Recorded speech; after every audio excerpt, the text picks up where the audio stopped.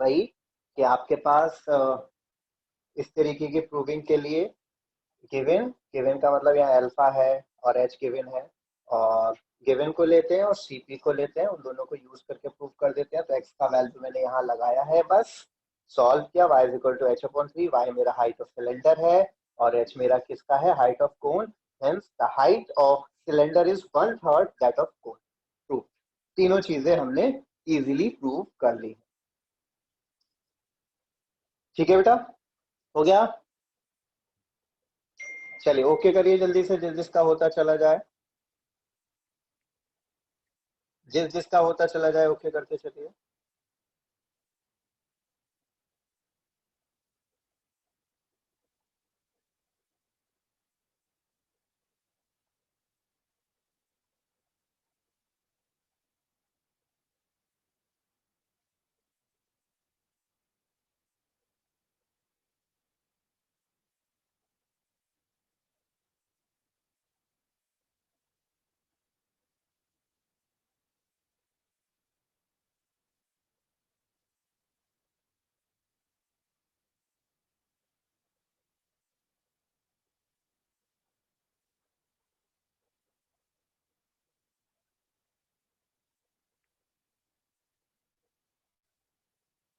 ठीक है, लगभग सभी का हो गया है।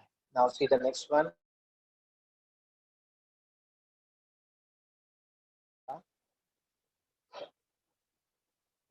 19th हमारा रेट मेजर का क्वेश्चन है बेटा। ठीक है, सिलेबस का नहीं है, ये रेट मेजर का क्वेश्चन है, रेट वाला है। 20th कर लेते हैं, स्लोप ऑफ टेंजेंट वाला है। ठीक है, so do the question number 20th जल्दी से।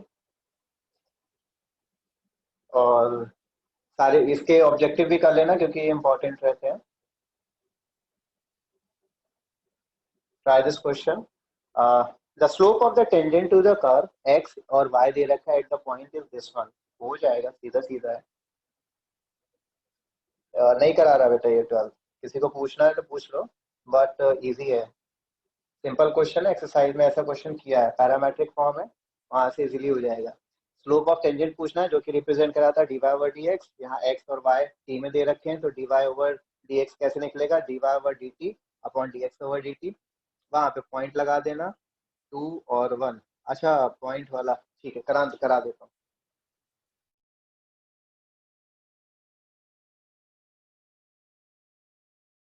आप लोग पॉइंट में कंफ्यूज, क्योंकि उसमें टी का वैल्यू दे रखा था, जो एक्सरसाइज में दिया था उसमें टी का वैल्यू, यहाँ पर पॉइंट दिया है। मतलब लास्ट में आपको दिक्कत आएगी शायद। डिटेलिंग लिख लेते हैं, टी स्क्वायर माइनस टी। बताइए कौन कौन कह रहा है ये हो जाएगा बेटा क्वेश्चन।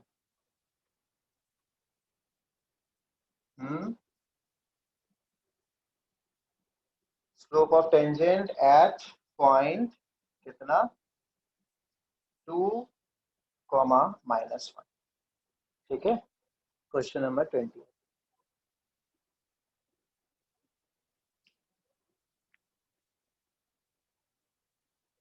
सबसे पहले तो डी ओवर डी एक्स निकालना है। ठीक है, डी ओवर डी एक्स निकालोगे जब आप तो टी में वैल्यू आ रही होगी, तो दिक्कत बस इस बात की है।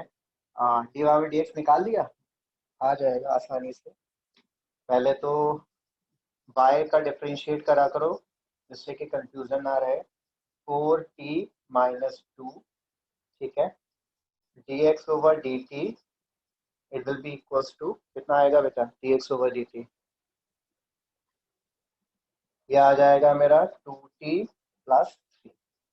तो dy over dx is equals to, parametric situation है तो y ऊपर x अपॉन में, और ये मेरा वैल्यू आ जाए 4t² - 2t+3 and dy over dx। ठीक है,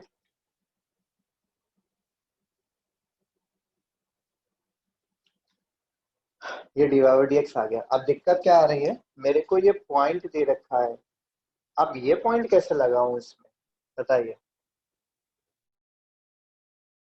टी आएगा सर। सर 4t आएगा। आगे कैसे मिलेगा? हाँ सर 4t आएगा। अच्छा ठीक ठीक ठीक ठीक, चलो वो तो कोई नहीं। ये बताओ ये पॉइंट कैसे लगा है?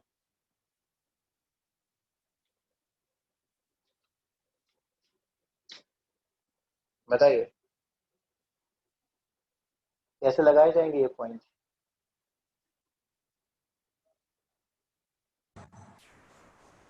सर एक्स और वाई की जगह तो पहले एक्स पहली और वाली वाई की जगह,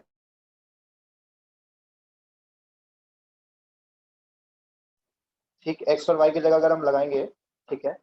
अच्छा बताओ पूरा बताओ, हाँ बताइए पूरा बताइए, एक्स और वाई की जगह फिर।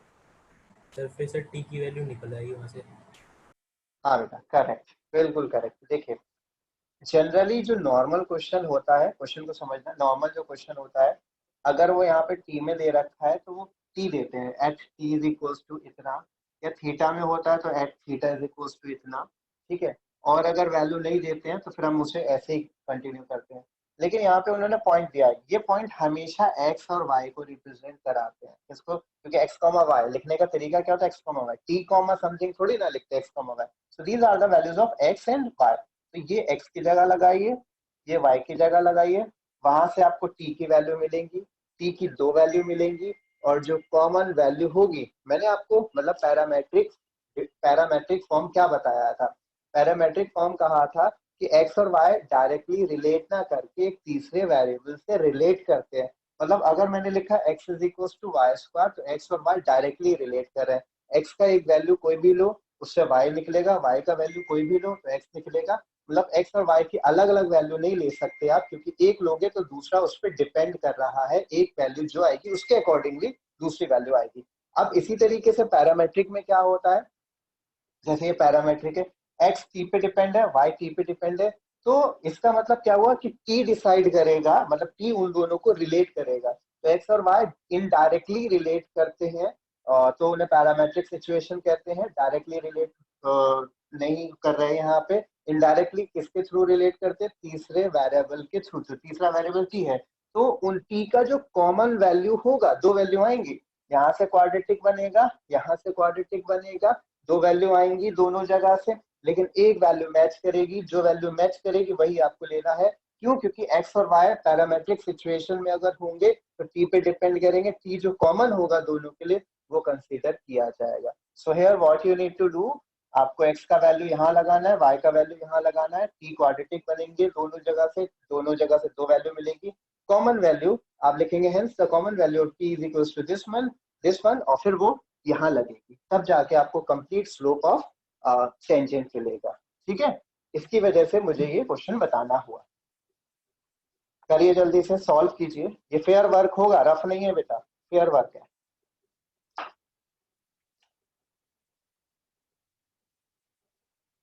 ठीक है, अब आपको क्या करना है, एक्स और वाई का वैल्यू लगाना है, तो ये मेरा हो जाएगा 2 is equals to t square plus 3t minus 8, and line खींच देते हैं, चलो दोनों के सेपरेट आ जाएगा, ये हो जाएगा -1 is equal to 2t square -2t minus 5। ठीक है,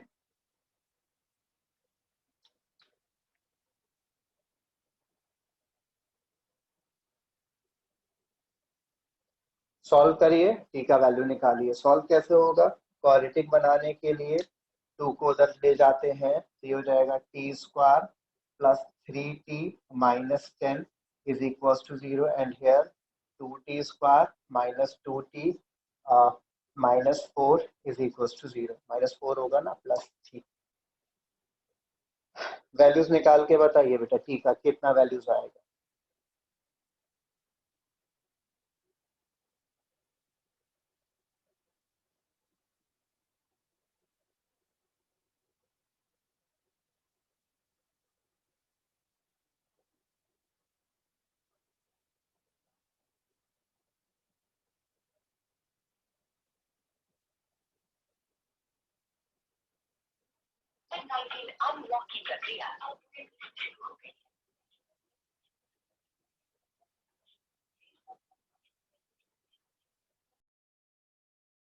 आपने मुझे दोनों वैल्यूज बता दी है, उसमें से t is equals to 2 common है तो हमने t इज इक्वल्स टू 2 लिया और यहाँ लगा दिया वैल्यू, जो भी आएगा that is your slope of tangent.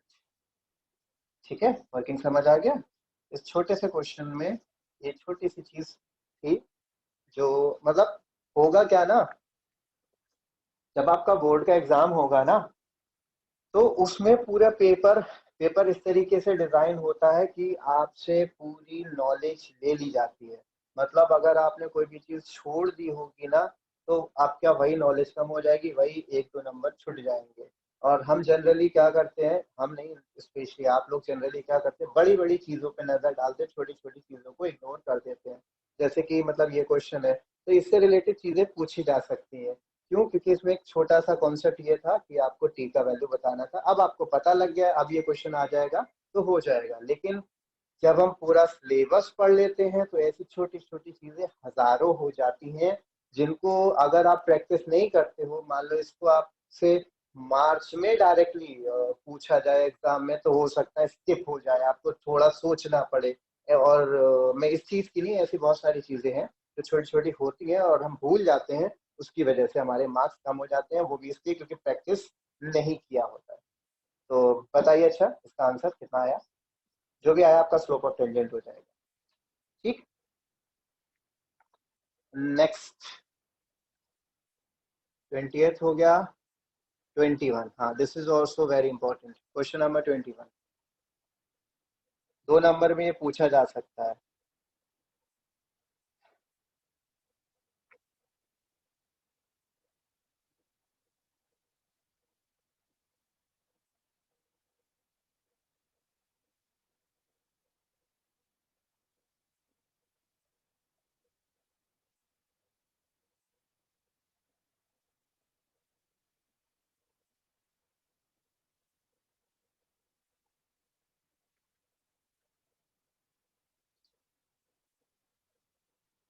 y is equals to mx plus 1 is a tangent to the curve y square is equals to 4x।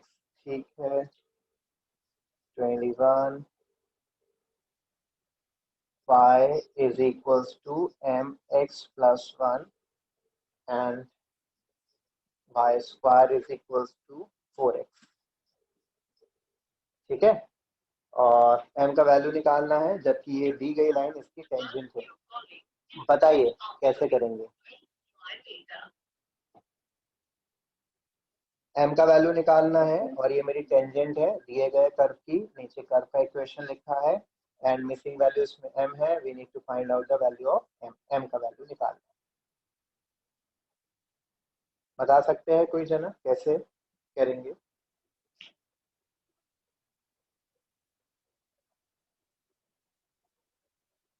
Sir y की value लगा दे फिर कर्व में। y का वैल्यू रख देंगे, रखो सॉल्व करो, बताओ मुझे कितना आ रहा है।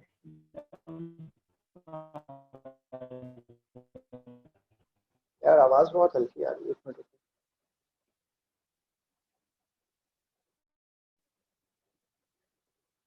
हाँ आप बोलो बेटा, आप बताइए क्या? एक्स के टर्म्स में आ रहा है, एक्स के टर्म्स में आ रहा है। हाँ वही वही, मतलब ये थोड़ा इम्पोर्टेंट क्वेश्चन है, इसमें वैल्यू जो होगी थोड़ा सा निकालने के लिए सोचना पड़ेगा।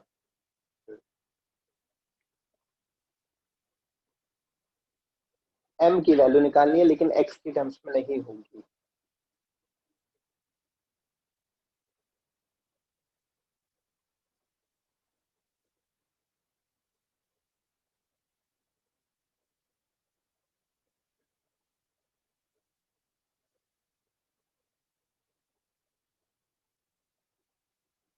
हाँ बेटा कोशिश कीजिए बताने का।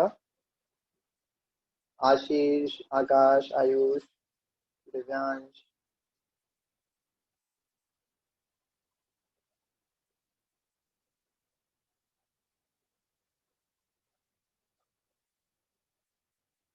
या प्रोसीजर बताइए। बाईस का sir y square equal to 4x है, तो x की वैल्यू 1 ले लेंगे और y की वैल्यू 2 ले, तो x की वैल्यू 2 ले लेंगे और क्यों y क्यों की क्यों? वैल्यू अरे मतलब अपने तरीके मन से करने थोड़ी ले के लो। लिए। ना ना ना ऐसे नहीं।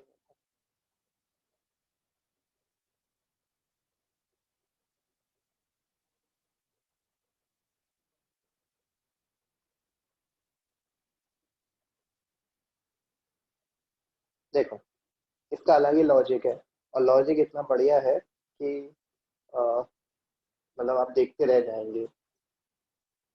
पहली चीज, मैं क्या कर रहा हूँ, इन दोनों का पॉइंट ऑफ इंटरसेक्शन निकालने की कोशिश कर रहा हूँ। ठीक है, पॉइंट ऑफ कांटेक्ट या पॉइंट ऑफ इंटरसेक्शन निकालने का तरीका भी मैंने आपको बता रखा है। दोनों का तरीका सेम है, और वो तरीका क्या है कि दोनों की इक्वेशंस को सॉल्व करना, चाहे पॉइंट ऑफ कांटेक्ट हो या पॉइंट ऑफ इंटरसेक्शन हो या कॉमन पॉइंट कह सकते हैं।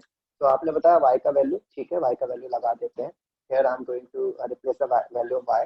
ये बन जाएगा m x प्लस 1 का होल स्क्वायर। ठीक है, एम एक्स प्लस 1 का whole square is equals to 4x। ठीक है, ओपन करते हैं। M square x square plus 1 plus 2 m x minus 4x is equals to 0। इसको भी उधर शिफ्ट करा दिया, क्वाड्रेटिक बन रहा है। अरेंज कर देते हैं। एक्स स्क्वायर पहले लिखा और x वाला टर्म बाद में लिख रहे हैं, तो 2x कॉमन आ रहा है। इनफैक्ट 2 कॉमन नहीं लेता हूँ, 2m माइनस 4 और x आ गया प्लस 1 इज इक्वल टू 0। अब ये मेरा क्वाड्रेटिक इक्वेशन बन चुका है। ठीक, ये मेरा क्वाड्रेटिक इक्वेशन बन चुका है। अब यहाँ से आपको लॉजिक थोड़ा सा समझना है। पहली चीज, पुराना लॉजिक ये है, दो चीजें चाहे टच करें या कट करें, पॉइंट ऑफ कांटेक्ट एक, मतलब पॉइंट ऑफ कांटेक्ट जो होता है चाहे टच करे या कट करे। हाउ टू सॉल्व, कैसे निकालते हैं वैल्यू? इसको निकालने का तरीका क्या है, उन दोनों की इक्वेशंस को सिंप्लीफाई कर लीजिए। इसको निकालने का तरीका क्या है कि उन दोनों की इक्वेशंस को आप क्या कर लीजिए, सिंप्लीफाई कर लीजिए। ठीक है, चाहे पॉइंट ऑफ कांटेक्ट निकालना हो जो कि हमारा टच करके जा रहा है, पॉइंट कॉमन पॉइंट होता है, या पॉइंट ऑफ इंटरसेक्शन, दोनों की इक्वेशन। अब मैं इस क्वेश्चन पे वापस आता हूँ। क्वेश्चन में उन्होंने बोला है ये टेंजेंट है, ये कर्व है, तो सिचुएशन समझिएगा, ये कर्व है मेरा और कहीं पर भी यहाँ पे टेंजेंट बन रहा है। तो बताइए कितने सॉल्यूशन होते हैं, कितने सॉल्यूशन होंगे? For the simplification of these two values, how many solutions are there, how many common points are there, how many point of intersection, point of contact are there? एक ही होगा। एक होगा। एंड हमें पता है, फिगर भी बनाने का जरूरत नहीं था। मतलब ये इसका टेंजेंट है, तो टेंजेंट का मतलब होता है उसे टच करते हुए जाती है, कर्व को कट नहीं करेगी। जब टच करेगी तो इसका मतलब एक ही पॉइंट ऑफ कांटेक्ट होगा। ठीक है ना। अब हमने इन दोनों को सॉल्व करा, तो सॉल्व करके मुझे एक वैल्यू निकल के आना चाहिए था, आना चाहिए था। अब मैं वापस आता हूँ इक्वेशन में, ये बन गई quadratic, and according to the concept of the quadratic, कितने सॉल्यूशंस होते हैं मेरा क्वाड्रेटिक में? एक्स स्क्वायर एक्स और 1, कितने सॉल्यूशंस होते हैं क्वाड्रेटिक में? 2 होते हैं। लेकिन मेरा लॉजिक के हिसाब से देखा जाए तो एक सॉल्यूशन होना चाहिए। तो बताइए इस 2 सॉल्यूशन वाले को एक सॉल्यूशन लाने के लिए क्या करना पड़ेगा? लॉजिक समझे?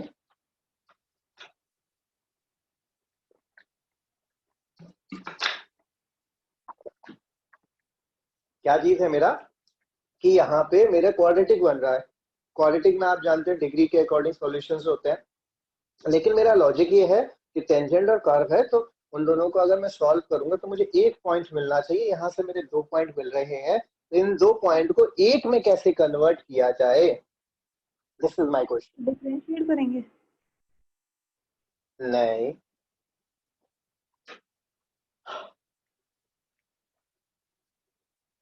और कोई जल्दी से बताओ। नहीं, चलो मैं बताता हूँ। दिव्यांश बताना चाहोगे? सर नहीं आ रहा है। नहीं पता, चलो कोई नहीं। बहुत ही छोटी सी चीज है। नेचर ऑफ रूट्स 10th में पढ़ते हैं, 11th में भी है। क्वाड्रेटिक के लिए नेचर ऑफ रूट्स, ठीक है। क्या क्या नेचर ऑफ रूट होता है आप पढ़ते हो? When discriminant is greater than 0, second part, when discriminant is smaller than 0, नहीं इक्वल्स टू आता। फिर थर्ड आता था when discriminant is great smaller than 0।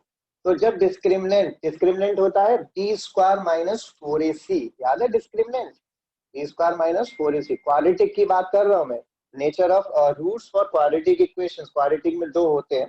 तो when discriminant is a positive value, तो रूट्स कैसे होते थे बताओ? Roots are real and distinct, आप ऐसे पढ़ते थे, roots are real and distinct.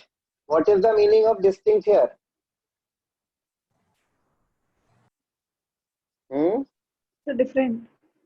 different, simple.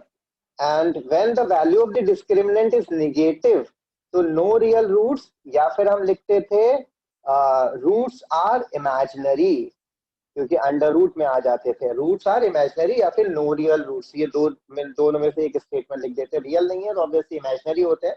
So when the discriminant is smaller than 0 means any negative value, then we should write no real roots लिखते हैं या फिर हमारे imaginary. And when discriminant is equals to 0, तो बताइए क्या होता था? Equal, real and equal. Real and equal. Roots कैसे होंगे? Real and equal. तो भैया मुझे बताओ कि इस सिचुएशन में असल में मेरे कितने रूट आएंगे? बताइए, इस सिचुएशन में मेरे कितने रूट आएंगे? दोनों रूट इक्वल है, वैल्यू 2 and 2 कहूंगा मैं, ये 2 और 2 कहूंगा, इक्वल आएंगे ना, रूट्स इक्वल आएंगे। रूट्स इक्वल आने का मतलब हुआ अल्फा बीटा या एक्स का वैल्यू जो भी आ रहा है, इसमें हमारा 1 और 2 आएगा, ठीक है। इसमें हमारा रियल एंड डिस्टिंक्ट मतलब डिफरेंट, अगर एक 1 आ रहा है तो दूसरा कुछ और 2 आएगा, लेकिन इसमें क्या आएगा? रियल एंड इक्वल, यानी अगर एक 1 आ रहा है तो दूसरा भी कितना होगा? 1। तो अगर हम ओरिजिनली देखें तो एक ही तो वैल्यू निकलेगी, वो एक ही तो वैल्यू होगी एक्स की। दोनों तरीके से चाहे तो कैसे भी सॉल्व करो तो दो वैल्यूज आएंगी, लेकिन वो दोनों वैल्यूज इक्वल होंगी। X is equal to 1 and x is equal to 1। तो अगर हम ओरिजिनली देखें या पॉइंट के अकॉर्डिंग देखें, पॉइंट ऑफ इंटरसेक्शन के अकॉर्डिंग देखें, तो एक्स का वैल्यू अगर 1 आ रहा है तो वाई का वैल्यू सेम ही तो रहेगा। यानी इस पॉइंट से और इस पॉइंट से मेरी पॉइंट दोनों के कैसे निकलेंगे? एक ही तो निकलेगा। तो इसका मतलब हुआ यहाँ पे मैं क्या लगाऊंगा कि ये कॉन्सेप्ट लगाया जाएगा।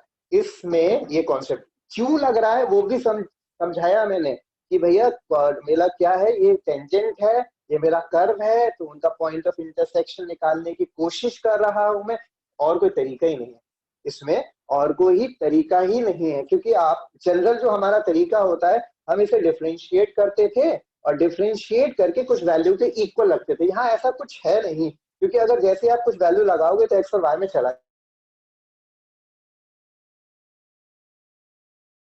तो एक तरीका ये देखा कि हम क्यों ना इन दोनों को सॉल्व कर ले। हमने इन दोनों को सॉल्व करने का कोशिश किया, क्वाड्रेटिक में पहुंच गए। तो हमने कहा क्वाड्रेटिक में जब पहुंच क्यों गया? क्योंकि क्वाड्रेटिक में पहुंचना नहीं चाहिए था, मेरा एक ही सॉल्यूशन होना चाहिए था। तो हमने कहा कोई बात नहीं, क्वाड्रेटिक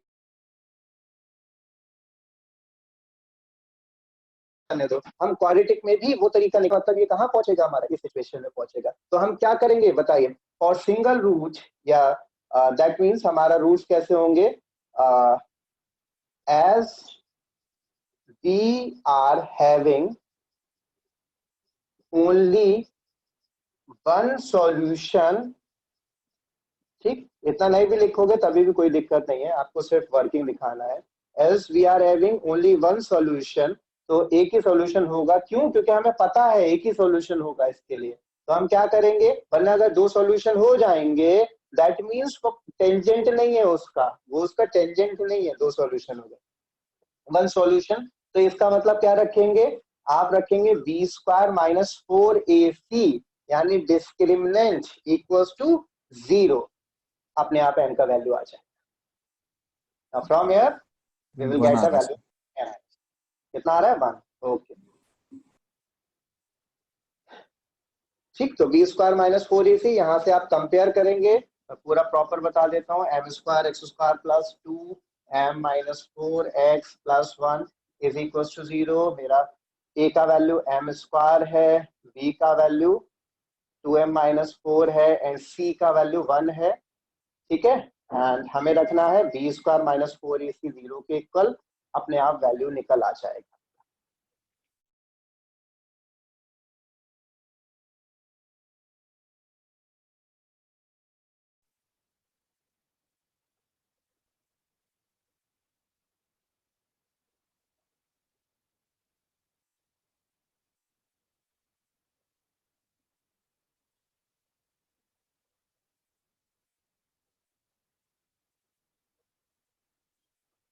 ठीक है बेटा।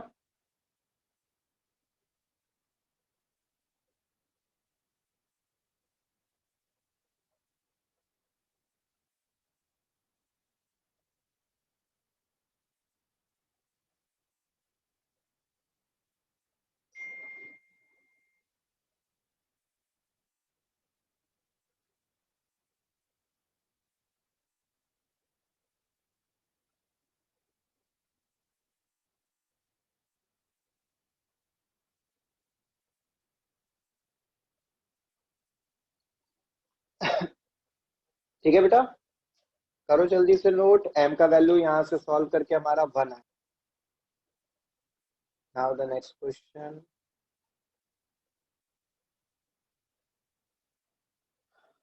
Question number 22। The normal at the point on the curve is, मतलब नॉर्मल का इक्वेशन पूछ रहे हैं। आप देखो नीचे इक्वेशंस के ऑप्शन दिए हैं, तो उन्होंने पूछा normal at the point on this curve is. बहुत ही सिंपल है, हमारा पॉइंट भी दे रखा है, एट वर्ड यूज करा है, पॉइंट भी दे रखा है और कर्व भी दिया, तो सीधा सीधा है। तो हम कर्व की इक्वेशन को डिफरेंशिएट करेंगे, डिफरेंशिएट करके पॉइंट रख देंगे, स्लोप मिल जाएगा, फिर आप इक्वेशन निकाल दोगे इजीली। तो यहाँ से हम नॉर्मल और टेंजेंट दोनों का वैल्यू निकाल देंगे, कोई दिक्कत नहीं है क्योंकि एट बोला है। अब यही अगर हम क्वेश्चन नंबर 23 की बात करें तो इसमें पूछा है the normal to the curve passing. अब इन्होंने एट वर्ड यूज नहीं करा, यानी ये लेंथी वाला प्रोसीजर हो गया। इसका मतलब इसमें जो पॉइंट था जिसपे नॉर्मल या टेंजेंट बनती है वो नहीं दिया है, और इसमें ले रखा है। इसमें एट द पॉइंट बोला है तो कोई दिक्कत नहीं, डिफरेंशिएट करने के बाद ये पॉइंट डायरेक्टली रख दिया जाएगा।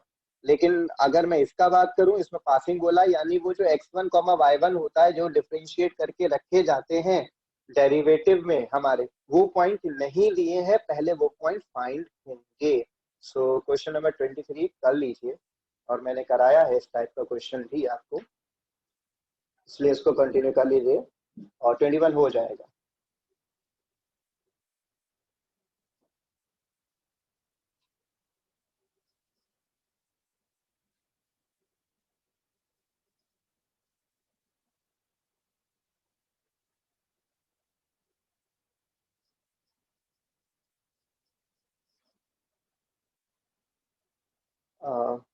x² = 4y and passing point है हमारा,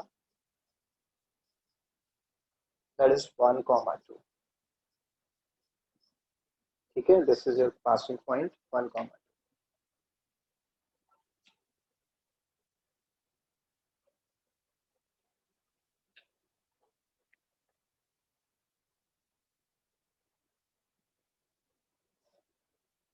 हाँ बेटा, नॉर्मल की बात कर रहे हैं, नॉर्मल पूछा है इन्होंने, ठीक है।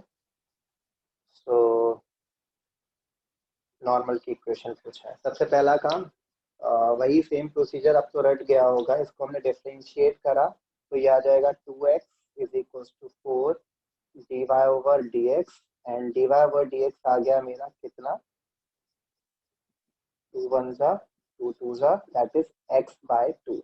अब इसमें पॉइंट रख देते हैं, हम उस पॉइंट को कंसीडर करते हैं, नॉर्मल बनाया ये मैंने x1, y1, उस पॉइंट को क्या कंसीडर करते हैं, x1, y1। नॉर्मल की बात है, नॉर्मल बनाया, टेंजेंट नहीं बनाया। तो यहाँ पे slope of normal, slope of normal is equal to कितना होगा, -1 अपॉन dy/dx, और dy/dx में वैल्यू लगा देते हैं x1/2। So this will be equal to 2 upon -2 upon x1। ठीक है, -2 अपॉन x1, ये मेरा स्लोप आ गया। किसका स्लोप आ गया, नॉर्मल का। अब हम क्या करने जा रहे हैं, इक्वेशन बनाते हैं, इक्वेशन का फॉर्मेशन करते हैं।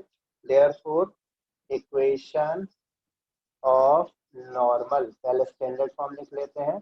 पॉइंट क्या होता है हमारा, स्लोप है हमारा m -2/x1, और पॉइंट क्या होता है, यही वाला पॉइंट कंसीडर किया जाता है, ये होगा x1, y1, क्योंकि वो नोन नहीं है।